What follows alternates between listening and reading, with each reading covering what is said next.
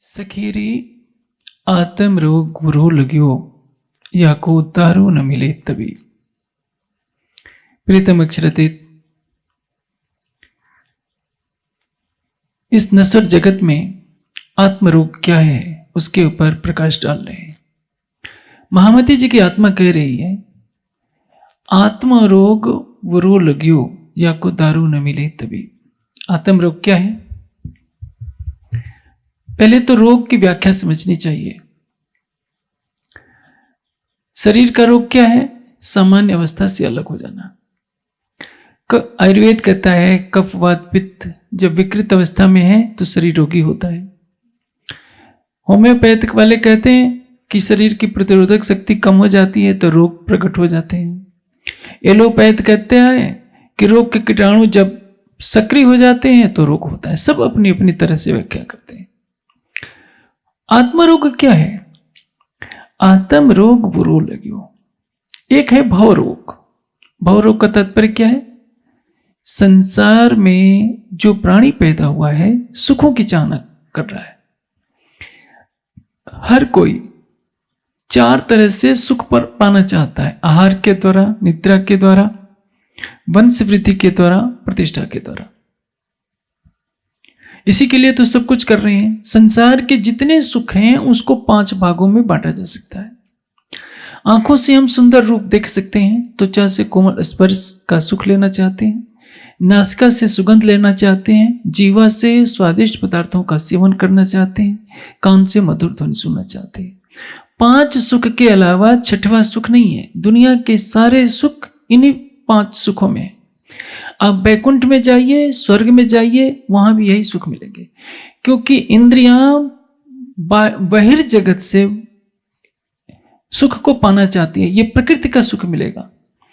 इंद्रियों से जो सुख मिलेगा प्रकृति का सुख मिलेगा, माया का सुख मिलेगा। लेकिन क्षणिक माया से क्षणिक सुख ही मिलेगा।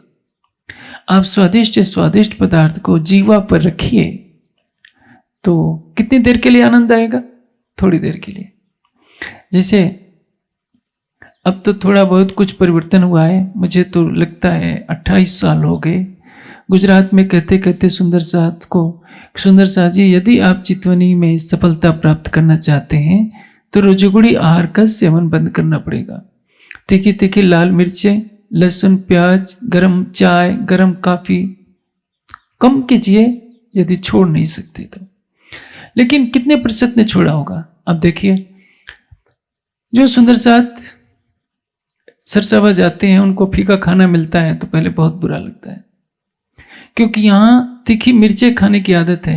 मिर्च में क्या स्वाद है? 1 चम्मच मिर्च जीवा पर रख देंगे तो कोई स्वाद है? आप मिठाई स्वादिष्ट लड्डू ही ले लीजिए। लड्डू किससे बना है? शक्कर अलग है, बेसन अलग है, घी अलग है, बस इतना ही तो है। बेसन को जीवा पर रखेंगे कोई स्वाद नहीं, शक्कर को अकेले रखेंगे तो कोई विशेष स्वाद नहीं होगा, थोड़ा थोड़ा स्वाद होगा। मैं इसकी निंदा नहीं कह रहा हूं, मैं ये कह रहा हूं कि स्वादिष्ट से स्वादिष्ट मिठाई को जीवा पर रखे रहिए, निगलिए नहीं। थोड़ी देर के लिए आनंद होगा। किसी से 1 मिनट के लिए, आधे मिनट के लिए गले मिलेंगे तो अच्छा लगेगा, लेकिन आप सोचे कि आधे घंटे तक गले मिले रहे तो जिससे मिलेंगे वो भी सोचेगा कि हम कहां फंस गए। इस संसार में कोई भी वस्तु लंबे समय तक आपको आनंदित नहीं कर सकती है।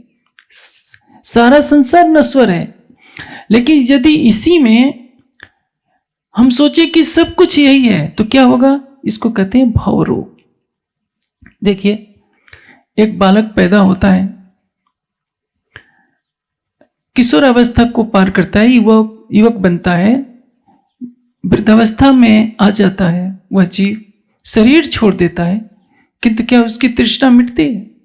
न जीवा की तृष्णा मिलती है, न किसी भी इंद्रिय की तृष्णा नहीं मिट सकती है। और इसके पहले न जाने कितने लाखों बार वो जन्म ले चुका है, पशु पक्षियों में, कीड़े मकोड़ों में, लेकिन उसको यदि भौतिक सुखों से हटाइए तो तड़पने लगता है। इस प्रकरण के बाद एक प्रकरण आता है, दुख रे प्यारे मेरे प्राण को, सो मैं छोड़ियो क्यों कर जाए, जो मैं लिए हुए बुलाए। आप मेहर सागर का पाठ क्यों करते हैं? माया के दुखों को यदि राज्य आपसे छीनते हैं तो आप रोने लगते हैं। वे माया के सुख आपको मिल जाए इसलिए तो आप मेहर सागर का पाठ करते हैं, इसलिए तो मन्नत मांगते हैं। लालदास जी का सब कुछ छिन जाता है। लालदास जी तो कभी नहीं कहते कि राज जी जो धन आपने ले लिया वो मुझे पुनः वापस दे दीजिए। क्यों? क्योंकि लालदास जी का विवेक जागृत हो चुका था। ये एक भाव रोग है। मनुष्य अपने शरीर को बाल्यावस्था से युवावस्था में पाता है, बुढ़ापे में पाता है, शरीर छोड़ देता है, जन्म मरण का चक्र बना रहता है। लेकिन भवरोग इतना प्रबल है, जानते हैं कि मृत्यु पल पल मेरा पीछा कर रही है, बुढ़ापा मेरा पीछा कर रहा है, रोग मेरा पीछा कर रहे हैं, संसार में कष्ट ही कष्ट है, फिर भी कोई संसार को छोड़ना चाहता है। 90 वर्ष का भी कोई व्यक्ति होगा और उसको कह दिया जाएगा कि कल तुम्हें मरना है, तो सदमे से भले ही मर जाए, लेकिन कोई भी प्राणी मरना नहीं चाहता। इसको कहते हैं भव रोग। एक है प्रेम रोग। प्रेम रोग किसको कहते हैं? जिसमें प्रेम के सिवा कुछ चाहत ना हो। अब देखते हैं, आजकल तो मुझे नहीं पता, कुछ समय पहले विदेशों से एक हिप्पी युग चला था। इस्कॉन वालों को, इस जो प्रभुपाद जी ने उन्हीं हिप्पियों को जागृत किया। कैसे? वे हिप्पी शांति की खोज में भारत आते थे, नंग धड़ंग बैठे रहते थे, नशा कर लेते थे, क्योंकि उन्होंने भौतिक सुख इतना भोगा होता है कि उन्हें शांति चाहिए। वे अपने को हिप्पी कहा करते थे। जब कोई किसी की स्मृति में, याद में पागल हो जाता है तो उसको क्या कहते हैं? इसको प्रेम रोग लगा है। लेकिन वास्तविक प्रेम किससे होता है? आत्मा का परमात्मा से। जब आत्मा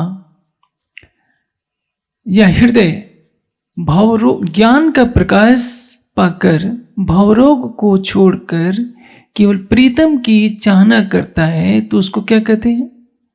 आत्मरोग। शरीर में रोग लगता है तो शरीर जर्जर होता है। आत्म रोग का अर्थ क्या होता है? आत्मा प्रियतम को पाने की चाहत रखती है और उस चाहत में सामान्य अवस्था से अलग व्यवहार करने लगती है, तो उसको क्या कहेंगे? आत्म रोग। सामान्य अवस्था क्या है? जैसे एक गृहस्थी का सामान्य जीवन क्या है? श्री देवचंद जी जब 11 वर्ष के होते हैं, जब भया बरस 11वां तमन उपजो ये विचार, मैं कौन, कहां से आया, कहां है मेरा भरतार। लेकिन 11 वर्ष के बच्चे, हर बच्चे के अंदर ये भावना क्यों नहीं आती कि मैं कौन हूं, कहां से आया हूं, मुझे कहां जाना है। 16 वर्ष की अवस्था में बारात के पीछे चल जाते हैं और 26 वर्ष की अवस्था में चितवनी से साक्षात बांके बिहारी, ये ब्रज बिहारी के रूप में राज्य का दर्शन कर लेते हैं। 40 वर्ष की अवस्था में साक्षात राज्य को नैनों से देख लेते हैं। क्यों? क्योंकि उनको आत्म रोग लगा था। सारी दुनिया का भी राज देवचंद जी को मिल जाता तो उनसे कहा जाता कि नहीं, बांके बिहारी का ध्यान छोड़ दीजिए, भागवत की कथा छोड़ दीजिए, तो नहीं छोड़ सकते थे। हबसे में इंद्रावती जी की आत्मा अपने प्राणेश्वर को विरह में तड़प करके पुकारती है। जो दंड मिलना था वो तो मिल ही गया था, कुछ नहीं होना था, लेकिन हृदय रुदन कर रहा है। किसके लिए? जिसको उसने अपना हृदय सौंपा है वह हृदय व्यथित है कि मैंने तो ये कुछ किया नहीं, मैं तो सुंदर साथ की सेवा करना चाहता था और मेरे ऊपर यह आरोप लगा दिया गया कि मैंने धन लिया है राजा का। अब परिणाम क्या होता है? विरह के आंसू फूटते हैं। विरह की ज्वाला में अक्षरातीत को स्वयं आना पड़ता है।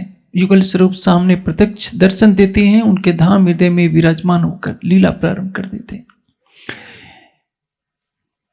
सब तन विरह खाया गल गया लोह मांस। विरह क्या करता है? शरीर को जर्जर कर देता है। प्रेम क्या करता है?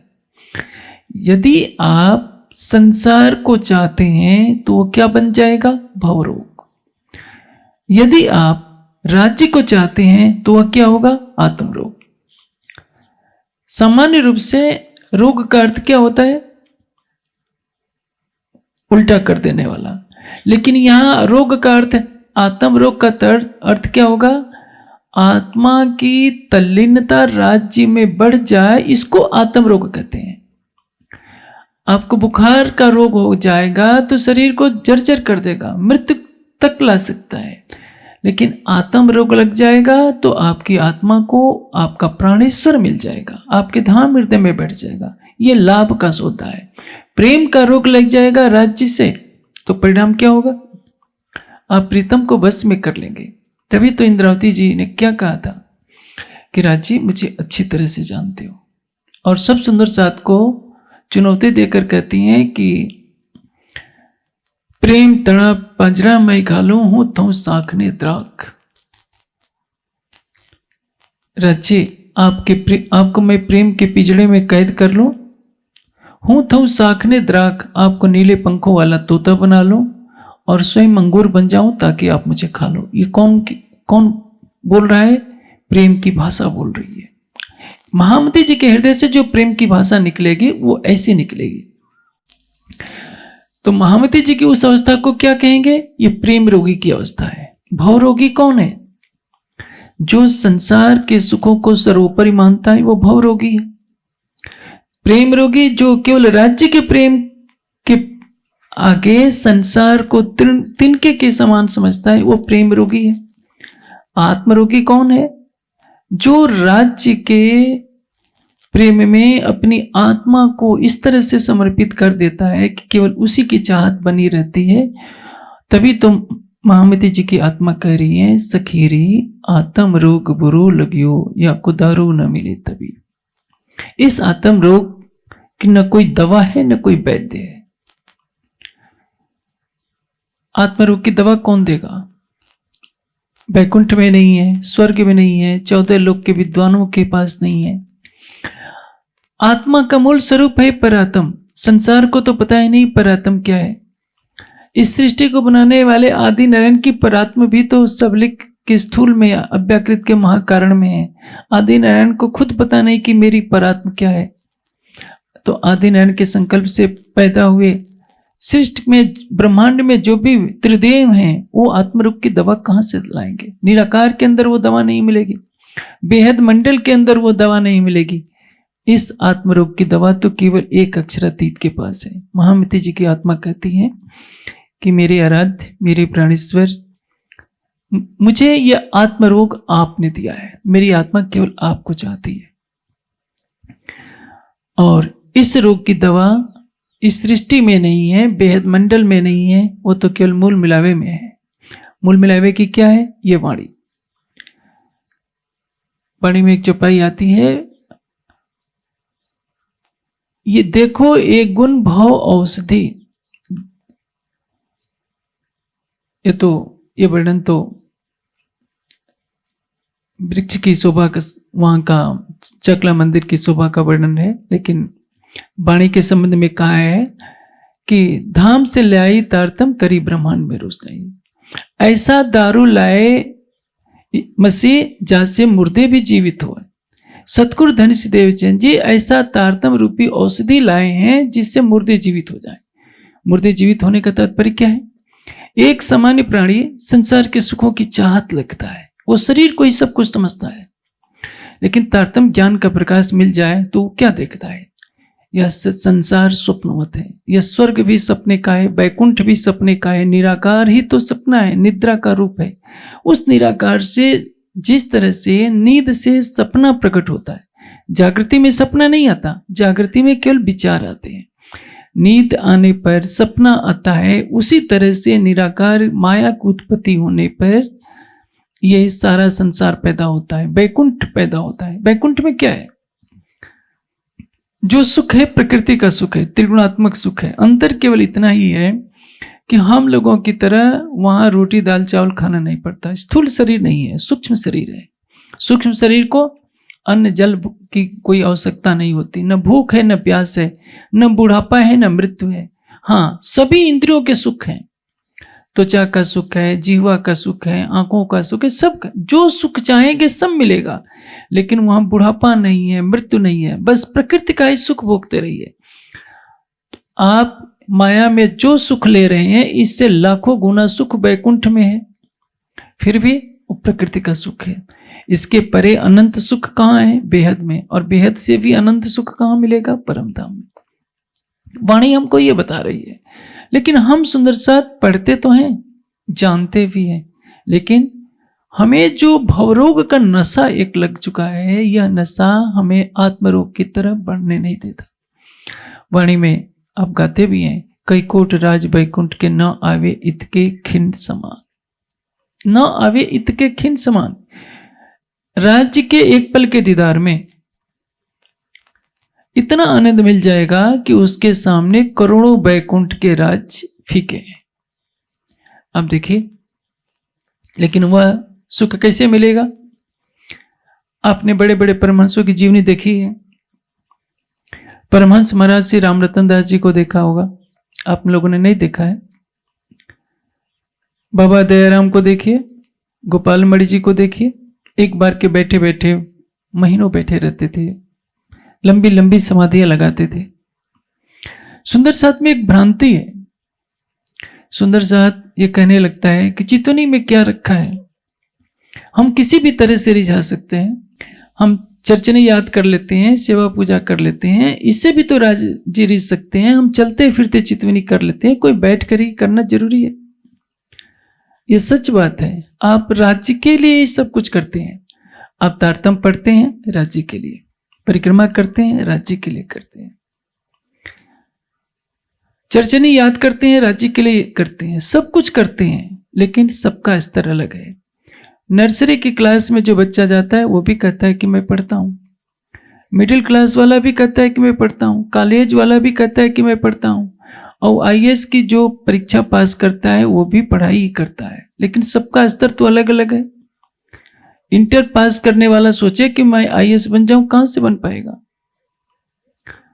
जो चितवनी का अर्थ है, जो आप शरीर से इंद्रियों से कर रहे हैं, आप तारतम महामंत्र का पाठ कर रहे हैं, परिक्रमा कर रहे हैं, मुख से बोलकर कुछ भी कर रहे हैं, वो राज्य के लिए ही है। लेकिन यदि आपको लगता है कि साक्षात इन नयनों से, आंखों से तो आप देख नहीं सकते, क्योंकि इंद्रियां माया के दृश्यों को देखती हैं। हाँ, उस समय जब प्रत्यक्ष लीला चल रही होती है, जब श्री जी चर्चा कर रहे होते हैं, तो सबको परम धाम का युगल स्वरूप साक्षात दिखाई देता है। जब सतगुरु धनी श्री देवचंद जी चर्चा करते थे, तो सबको श्री कृष्ण जी के रूप में राज्य दर्शन देते हैं, ब्रजराज की लीला प्रत्यक्ष दिखाई देती है। उस समय सुंदर साथ बिना चितवनी किए इन नयनों से उस लीला को देखता था, युगल स्वरूप को देखता था, ब्रजराज के श्री कृष्ण को देखता था, अरब वाले स्वरूप को देखता था, सतगुरु धनी श्री देवचंद जी को देख सकता था। लेकिन छठे दिन की लीला में तो अब वह लीला बंद है। आपको अपनी आत्मा की जागृत भी करनी है, तो कैसे करना होगा? आपको चितवनी का सहारा लेना पड़ेगा। बाहर की आंखें जब बंद करते हैं तो अंदर की आंखें तभी खुलेगी। अंतर के पट तब खुले जब बाहर के हो बंद। ये जितना बाह्य जगत है, वह सारा बाह्य जगत आपके मन में समाया हुआ है, इस जन्म का नहीं, करोड़ों जन्मों का। इस जन्म में आप जब आंखें खोलते हैं तो बाहर के संसार को देखते हैं, लेकिन इसके पहले लाखों बार आप पैदा हो चुके हैं, लाखों बार आप शरीर छोड़ चुके हैं। उन लाखों जन्मों के सारे संस्कार को आपने चित्त में बसा रखा है।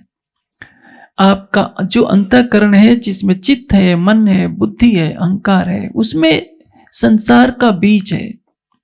आंखें आप बंद कर लेते हैं कि चितवनी करनी है, तो जो अंतर का जगत है, संसार है, वो उभरना शुरू होता है। विचारों के प्रवाह आने लगते हैं, मन भागने लगता है। यदि तमोगुण रजोगुण की प्रबलता होती है तो मन और तेजी से भागने लगता है, क्योंकि वो चंचल हो जाता है। इसलिए मैं सुंदर साथ को एक कष्ट देता हूं कि सुंदर साथ जी, जब तक आपका हार सात्विक नहीं होगा, आपकी बुद्धि सात्विक नहीं हो सकती। यदि आपकी बुद्धि सात्विक नहीं होगी तो आपका मन सात्विक नहीं होगा। आप बैठेंगे तो, लेकिन मन भागता रहेगा। लेकिन मेरा सहारा कहा एक तरफ, लेकिन जब सामने प्याज के पकोड़े देखते हैं तो मुंह में पानी आ जाता है, कौन छोड़ेगा? मेरे कहने का आशय क्या है? यदि आप आत्मरोग की दवा चाहते हैं, आत्मरोग मिट जाए। आत्मरोग कैसे मिटेगा? ए रोग क्यों ए ना मिटे, जो लो ना देखे मुख ब्रह्म। बिना प्रीतम का दीदार किए ये रोग मिटने वाला नहीं है। ये पूजा पाठ से नहीं मिटेगा, परिक्रमा से नहीं मिटेगा। लेकिन पहले तो कोई चाहता ही नहीं कि आत्म रोग पैदा हो। आत्म रोग पैदा होना सौभाग्य की बात है, प्रेम का रोगी होना सौभाग्य की बात है, विरह का रोग लग जाना सौभाग्य की बात है, किसी बिरले को नसीब होता है। या तो दुनिया तो क्या है, पट फेर खाए चिकना हेम जवेर सिंगार हक लज्जत तय मोमनो चिंतो नहीं करें मुद्दा। खाना पीना मस्ती रहना, ये तो संसार का जीवन, ये तो भवरोग है। जिस माया में शांति नहीं उस माया से हम शांति चाहते हैं। जो प्रकृति माया है नहीं उस प्रकृति से हम शाश्वत सुख चाहते हैं।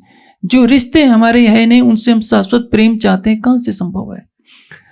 हमारा किसी से विवाह हो जाता है, किसी लड़की का लड़के से, लड़के का लड़की से, तो क्या समझते हैं हम एक दूसरे के बिना जी नहीं सकते। पता नहीं कौन कितने जन्मों में किसका पिता रह चुका है और वो पुत्र बनता है, पुत्र जो है दादा बन जाता है, दादा जो है पोता बन जाता है। ये तो अपने अपने संस्कारों के द्वारा। घर का कोई व्यक्ति दादा हो गया, उम्र गुजर गई, मर गया, शरीर छूटा और उसी घर में पोते के रूप में आ जाता है। खिलाने वाले तो सोचेंगे कि हम तो अपने पोते को खिला रहे हैं, उनको पता नहीं कि जो घर में दादाजी कहला रहे थे वही इस घर में पोता के रूप में आ गए। ये माया की दुनिया है। जो नहीं है उसको दुनिया कहती है कि है। जो अखंड अक्षरातीत है उसको दुनिया कहती है कि पता नहीं राजी होंगे कि नहीं होंगे, मिलेंगे कि नहीं मिलेंगे। ये भवरोग और आत्मरोग दोनों में अंतर है। देखो ये गुण भाव औषधि, भवरोग की दवा क्या है? ये तारतम वाणी। भवरोग मिटेगा तो क्या होगा? आत्म रोग होगा। भवरोग मिटेगा तो अखंड मुक्ति मिलेगी। लेकिन आत्म रोग तभी मिटेगा आत्म, जैसे देखिए शब्द वही है। इसको अर्थ में कैसे लाएंगे? जैसे हृदय को पीड़ा कब होती है? दो तरह से। या तो बहुत दुख हो जाए, हृदय कब टूटता है? बोलचाल की भाषा में कहते हैं ना कि दिल टूट जाना। अटैक कब आता है? या तो किसी को बहुत खुशी वाली बात समझा दी जाए जिसका बोझ दिल न सहन कर सके, या कोई बहुत दुख वाली बात समझा दी जाए तो भी उसको दिल सहन नहीं कर पाए, तो उसको क्या कहते हैं? उनका हृदय असफल हो गया, दिल टूट गया। जैसे कोई बहुत कटु शब्द बोल देता है तो भी हृदय टुकड़े टुकड़े हो जाता है, और कोई इतना प्रेम से बोले कि हृदय लूट जाए उस पर तो भी कहते हैं कि इन्होंने तो मेरा हृदय टुकड़े टुकड़े कर दिया। प्रेम बाण तो ऐसे लगते हैं, अंक होते हैं टुक टुक, और कटु बाण भी तो जब लगते हैं तो भी हृदय टुकड़े टुकड़े होते हैं, लेकिन वो घृणा के रूप में टुकड़े टुकड़े होता है और एक प्रेम के रूप में टुकड़े टुकड़े होता है। भावरोग में संसार डूबा जा रहा है। आत्मरोग देने वाली ये परम धाम की वाणी है। और महामती जी ने पुकार पुकार कर कहा है, सखीरी आत्म रोग बुरो लगियो या को दारू न मिले तभी। मैं अभी वही प्रसंग कर रहा था। आप सोचेंगे कि मैं ऐसा क्यों कह रहा हूं? जब तक आपका शरीर स्थिर नहीं होगा। बहनें इस आलस्य से बचने के लिए बहाना कर देती हैं अधिकतर कि हम तो चलते फिरते चितवनी कर लेते हैं, हमें बैठने की जरूरत नहीं है। इससे नुकसान आपको होगा। अध्यात्म में ऐसा नहीं चलता। भौतिक जगत में आप नए नए प्रयोग कर लेंगे कि आपको ये दवा सूट नहीं करती, हम नई दवा का आविष्कार कर लेते हैं, हम ऐसा कर देंगे। अध्यात्म में ऐसा नहीं होता। अध्यात्म में जो कहा गया आप कीजिए, तब आपको फल मिलेगा, नहीं तो संसार में भटकते रहिए। जब तक शरीर से आप परे नहीं होंगे, मन बुद्धि से परे नहीं होंगे, जब तक आपके अंदर विचारों का प्रवाह चल रहा है, तब तक ये तो मन बुद्धि का खेल है, वो परम तत्व नहीं है। जैसे पूरी चर्चनी आप याद कर लीजिए, पूरा सागर ग्रंथ याद कर लीजिए, पूरा श्रृंगार ग्रंथ याद कर लीजिए, तो क्या होगा? आप उसको कह सकते हैं, व्याख्या कर सकते हैं। आप श्रृंगार को याद कर उन्हीं भावों में खोए रहिए, तो इसको क्या कहेंगे? भावों में डूबना। इसको कहते हैं भावलीन योग। ये दर्शन नहीं है। जब आप किसी को याद करते हैं तो ऐसा लगता है कि वो सामने आ गया है। भावलीनता में बस इतना ही सुख है। आप किसी की स्मृति में रहते हैं जिसे आपको बहुत लगाव है, तो हर पल आप उसको अनुभव करते हैं। तो आप भी कहते हैं कि हम राज्य में खोए रहते हैं, राज्य का अनुभव करते हैं। तो ये दर्शन नहीं है, ये आत्मा की जागृति नहीं है। आत्मा की जागृति क्या है? आपका मन सोचना विचारना बंद कर दे, आपकी बुद्धि विवेचना करना बंद कर दे, आपको अपने शरीर का आभास न रहे, आपको अपने नाम के बारे में पता न चले, आपकी अंतर्दृष्टि साक्षात देखने लगे। जैसे निद्रा में आपको स्वप्न आ जाता है, आप दूसरा दृश्य देख रहे होते हैं, आप स्वयं को भूले रहते हैं, उसी तरह से जागृति में ऐसा बन जाए कि आप अपने शरीर को भूल जाएं और आप परात्म के भाव में राज्य को साक्षात देखने लगे। इसको कहते हैं दर्शन। और इसको पाने के लिए तो हिलना डुलना बंद करना पड़ेगा। देवचंद जी भोग लगा रहे होते हैं घुगनी का, चितवनी में उनकी सुरता पहुंच जाती है और चितवनी में देखते हैं कि मैं अखंड ब्रज में पहुंच गया हूं। श्री कृष्ण जी के साथ एक पत्तल में मैं खा रहा हूं, अपने को राधिका मानकर। जरा सा हाथ हिल जाता है खाने के भाव में, सुरता टूट जाती है, दर्शन बंद होता है। तो आप और मैं देवचंद जी से बड़े तो नहीं हो सकते। उस तन में श्यामा जी हैं, श्यामा जी का जरा सा हाथ हिलता है जिस तन में है, तो उनको दर्शन बंद हो सकता है। तो आप चलते फिरते परम धाम के 25 पक्ष कहाँ से देख सकते हैं, राज्य को कैसे देख सकते हैं। लेकिन दुर्भाग्य है कि कुछ सुंदर साथ ऐसी व्याख्या करने लगते हैं कि चितवनी ही कोई जरूरी थोड़े, हम ऐसे भी दर्शन कर सकते हैं। तो इस भ्रम में न रहें, सबसे ज्यादा नुकसान उनका होगा और वे अपने पैरों पर कुल्हाड़ी मारते हैं। 14 भवन में न पाइए सो हुआ तबीब। आत्मरोग की दवा किसके पास है? केवल प्राणेश्वर अक्षरातीत के पास। 14 लोकों में इस रोग का कोई इलाज नहीं है, क्योंकि इस रोग को मिटाने के लिए जो दवा बनती है किससे बनती है? तारतम वाणी के प्रकाश से। यह तारतम वाणी आपको विश्वास दिलाएगी कि मैं परम धाम की आत्मा हूं। यह तारतम वाणी विश्वास दिलाएगी कि जो प्राणेश्वर अक्षरातीत है मेरे प्राण की नली से भी निकट है। यह तारतम वाणी आपको आस्था दिलाएगी, क्यों रहे दीदार बिन प्राण। आज हमारा सारा समाज अज्ञानता के अंधकार में क्यों भटक रहा है? तारतम वाणी का चिंतन हट गया। आज बड़े बड़े मंदिर तो बनते हैं, लेकिन मंदिर सूने रहते हैं। हमारे 400 मंदिर, केवल हमारे ही नहीं, हिंदू समाज के जितने भी मंदिर हैं, क्या होता है? केवल प्रसाद चढ़ाई जाती है, पुजारी जी प्रसाद देंगे, हिंदू जनता जाती है, अपने इष्ट को प्रसाद चढ़ाती है, मन्नत मांगती है, घर आ जाती है। किसी मंदिर से न ज्ञान का प्रकाश मिलता है, न ध्यान का मार्ग बताया जाता है। समाज को सत्य मार्ग पर लाने के लिए आवश्यक है कि हर मंदिर में पुस्तकालय हो, हर मंदिर के साथ जुड़ा हुआ कोई ध्यान कक्ष हो, जहाँ जा करके कोई ध्यान हो कर सके। हर मंदिर में जो भी पुजारी रहते हो, महात्मा रहते हो, उनको कुछ ज्ञान का प्रकाश करना चाहिए, तब जागृति फैलेगी समस्त संसार में। सोमनाथ का मंदिर भी तो था, 1000 केवल पंडित थे वहां पूजा करने के लिए, और शिवलिंग को ही साक्षात परमात्मा मानकर बैठे थे। हीरे मोतियों से जड़ा हुआ था शिवलिंग। लेकिन क्या हुआ?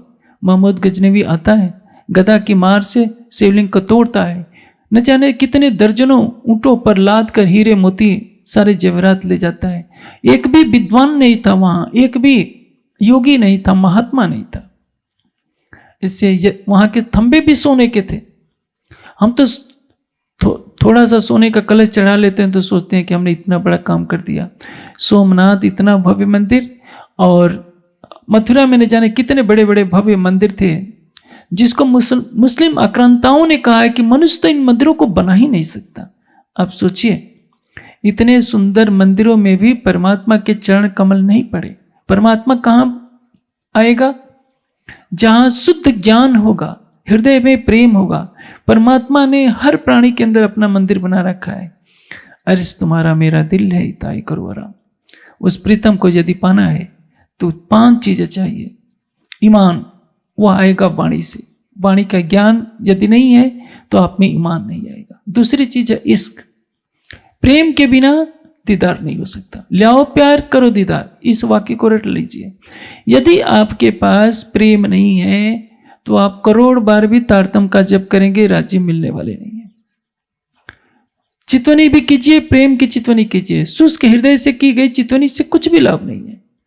इश्क, ईमान, शुक्र, हर पल राज्य को धन्यवाद दीजिए। जिस हाल में आपने रखा है मैं ठीक हूं, इसको कहते हैं समर्पण। आप रोते क्यों हैं, दुखी क्यों होते हैं? क्योंकि आपने समर्पण नहीं किया। जिस दिन समर्पण हो जाएगा उस दिन आप कोई गिले शिकवा नहीं करेंगे। सीता ने कभी राम से कोई शिकायत की कि भगवान मैं जंगल में कैसे रह सकती हूँ, मैं साड़ियों का गट्ठर ले चलती हूँ, इतना पैसे लेकर चलता हूँ। नहीं, सन्यासी हैं। सन्यास वेश में भगवान राम को वन में जाना पड़ता है। सीता एक तिनका भी लेकर नहीं जाती। गरीबी, विनम्रता, सब्र, संतोष, 5 चीजों को अपने जीवन में लाइए। ये 5 औषधियां आपको यहीं बैठे बैठे परम धाम का साक्षात्कार करेंगी। इतने बैठे घर जागे धाम की स्थिति तब पूरी होगी। इसलिए आवश्यकता है कि हर सुंदर सा तारतम वाणी का चिंतन करें। जब आप वाणी का चिंतन करेंगे तो आपको लगेगा कि आत्म सौनी एक दिशे जुजवित दिशे देह। हमारे शरीर अलग अलग हैं, लेकिन सबके अंदर परम धाम की आत्मा है। आज सुंदर साथ आपस में कितना घृणा द्वेष का शिकार करता है। वह क्षेत्र के नाम पर लड़ता है, जाति के नाम पर लड़ता है, कुल खानदान के नाम पर लड़ता है, विद्वता के नाम पर लड़ता है। मुझे वाणी ज़्यादा आती है, आपको कम आती है, मैं गरीब हूँ, आप धनवान हो, रूप रंग के आधार पर लड़ता है। जब आपकी दृष्टि खुल जाएगी, सबके अंदर परम धाम की एक चेतना को देखेंगे, तो आपके जीवन की शैली ही अलग हो जाएगी। इसलिए ज्ञान का प्रकाश आवश्यक है, और यह कोई भौतिक ज्ञान नहीं है, किसी व्यक्ति की रचना नहीं है। तारतम वाणी कहलाया हृदय बैठ साक्षात, स्वयं अक्षरातीत ने परम धाम की इस वाणी को कहा है। महामती जी ने पहले ही कह दिया कि आत्म रोग का सो कहिए जिन पीठ दई पर आत्म। आत्मरोग क्या है? परात्म से पीठ देना। परात्म से पीठ देकर हमारी आत्मा जीव पर बैठकर जीव भाव को प्राप्त हो गई है।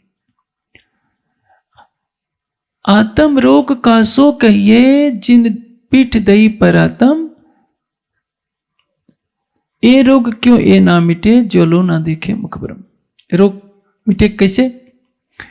परात्म का जो स्वरूप है उसका प्रतिबिंब आत्मा के रूप में है, लेकिन आत्मा अपने परात्म के स्वरूप को नहीं देख रही है, अपने स्वरूप को नहीं देख रही है। जीव ने जो मिट्टी का ये तन धारण किया है, इसको देख रही है कि मैं ये शरीर हूं, मेरा ये रूप रंग है। ये शरीर बूढ़ा होता है तो लगता है क्या है, हम बूढ़े हो गए। जब इस शरीर से दृष्टि हट जाए और आत्मा जीव भाव को भी छोड़ दे, मैं शरीर नहीं हूं, इंद्रियां नहीं, अंतःकरण नहीं हूं, परात्म का श्रृंगार सज ले कि मैं न 40 साल के हूं, न 80 साल के हूं, न मैं स्त्री हूं, न पुरुष हूं, मैं शुद्ध श्यामा जी स्वरूपा हूं।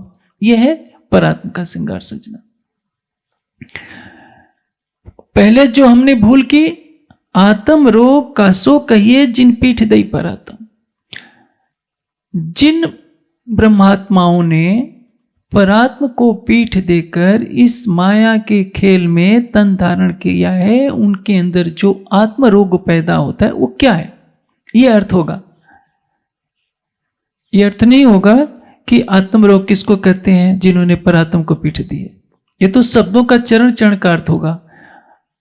अर्थ करते समय एक एक चरण के शब्दार्थ की अपेक्षा प्रसंग के अनुकूल रखकर ध्यान भावार्थ होता है। आत्म रोग का सो कहिए जिन पीठ दई परात्म। जिन्होंने परात्म को पीठ देकर इस माया में के खेल को देखा है, उन्हीं के अंदर आत्म रोग पैदा होता है। और आत्म रोग किसको कहते हैं? कि आत्मा अपने प्राणेश्वर से मिलने की जब चाहत रखने लगती है, तो ये कहा जाता है कि अब आत्मा में प्रीतम को पाने की प्रवृत्ति पैदा हो गई है, और इसको कहते हैं प्रेम रोग, और इसको कहेंगे आत्म रोग। क्योंकि आत्मा को क्या रोग लगा है? प्रेम रोग लगा है, चाहत का रोग लगा है, दीदार का रोग लगा है। तो दुनिया की भाषा में प्रेम, दीदार और चाहत को हटा दिया गया है और रोग शब्द जोड़ दिया गया है, तो उसको कहते हैं आत्म रोग। नहीं तो रोग तो किसी के लिए भी घातक है। बुखार का रोग होगा तो आपका शरीर जर्जर हो जाएगा, तो आत्म का रोग होगा तो क्या आत्म जर्जर हो जाएगी? ऐसा नहीं है। आत्मा प्रीतम को पाने की जो चाहत रखती है उसको यहाँ रोग कहा गया है। क्योंकि संसार में जो चाहत रखता है, संसार की चाहत को यदि भवरोग कहते हैं, तो आत्मा अपने मूल परात्म के स्वरूप से प्रीतम को पाना चाहती है, इसलिए उसको आत्म का प्रेम रोग कहेंगे और संक्षेप में आत्म रोग कहते हैं। राज्य करे सब सुंदर साथ को या रोग लग जाए और सभी राज्य को पाने की तरफ कदम बढ़ाए, लेकिन ये तभी होगा जब कर्मकांड के कुछ बंधनों को तोड़ा जाए। सब सुंदर साथ सोचते हैं कि चितवनी में बहुत कष्ट होता है, वाणी चिंतन में बहुत कष्ट होता है, लेकिन ये कष्ट नहीं, इससे आनंद इस सृष्टि में कोई भी नहीं है। आपको भारत का प्रधानमंत्री बना दिया जाए, सारी पृथ्वी का राज दे दिया जाए, सारे बैकुंठ का स्वामी आपको बना दिया जाए, तो भी इतना सुख नहीं जितना राज्य के पल के दीदार में होता है। इसलिए आप 24 घंटे प्रतिदिन पाते हैं, 1 घंटे तो अपने आराध्य के लिए रखिए, 1 घंटे चितवनी के लिए रखिए, 1 घंटे वाणी चिंतन के लिए रखिए। फिर देखिए आपकी आत्मा में जो आपका प्रीतम बसता है, आपसे कितना प्रेम करता है, उसके अनंत सौंदर्य को देखिए, अनंत आनंद को देखिए। इसी में मानव जीवन की सार्थकता है।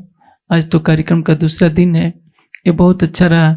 सब सुंदर साथ जितने पधारे, और मैं आशा करूँगा कि पूरे गुजरात क्या पूरे देश में वाणी की गूंज उठे, सब सुंदर साथ समझें कि वाणी के ज्ञान की महत्ता क्या है और चितवनी की महत्ता क्या है। वैसे तो हमारा समाज भटक रहा है, हमारे समाज का एक वर्ग ऐसा भी है जो केवल नाच कूद चाहता है, भागवत की कथाएं चाहता है, 15-15 मिनट के प्रवचन होते हैं, कोई आध्यात्मिक मार्ग निर्देशन नहीं होता। केवल तारतम के नाम पर समाज लड़ रहा है। तारतम मंत्र का जपना तो एक नर्सरी क्लास की शिक्षा है, जिसको जो नाम से जपना हो जपे। मेरे पास तो तारतम जप करने के लिए समय ही नहीं होता, इसलिए आज समाज को उस कर्मकांड में पढ़ने की जरूरत नहीं है। तारतम के जप से परे उठिए, साक्षात अपने आराध्य को देखिए जो किसी नाम की परिधि में नहीं आता है। इसलिए सभी विवादों से परे होकर यदि आप तारतम वाणी को अपने हृदय में हृदयंगम करेंगे तो एक ही बात आएगी, ये मूल मिला हुआ अपना नजर दीजिए, पलक न पीछे फेरिए जो इसका अंग भजन। प्रणाम जी।